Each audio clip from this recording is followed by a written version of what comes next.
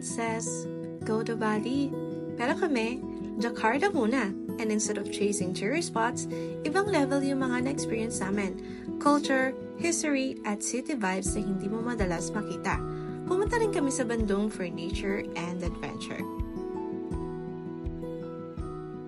One of the most surreal spots, Kawah Putih, a crater lake na nabuo after Mount Patuha erupted centuries ago.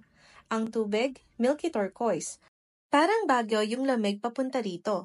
At super breathtaking ng view. Parang painting in real life. Pumunta rin kami sa pinakamahabang suspension bridge sa Asia. Pero si Dad lang yung naglakad doon. Kung takot ka sa heights, pass ka na lang. Mas chill naman kami sa Braga City Walk, Bandung's artsy heritage street. Old buildings, cute cafes, vintage stores, ambience pa lang, panalo na. We stayed 4 days sa Bandung.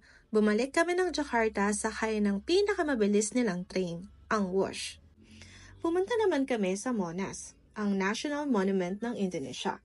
132 meters high with a golden flame on top. Maraming historical dioramas at mismong Proclamation of Independence ang nasa loob nito. Sobrang ganda rin makita na magkatabi ang Istiklal Mosque at Jakarta Cathedral, dalawang magkaibang religion pero iisang respeto. Sa Taman Mini Indonesia Indah naman, makikita mo ang culture ng bawat province. Traditional houses, costumes, exhibits, parang buong Indonesia in one place. Sa mga last days namin sa Jakarta, nag-chill mode lang kami at pumunta sa Grand Mall Indonesia at PKI. May Aloha White Sand Beach din at family hangout spots. Malapit din dito yung Indonesia Design District at open spaces for walking. 9 days. Walang fixed plan pero bawat lugar may kwento.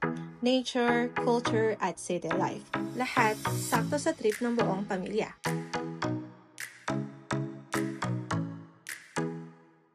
Tapos na ang biyahe, pero hindi pa ang kwento.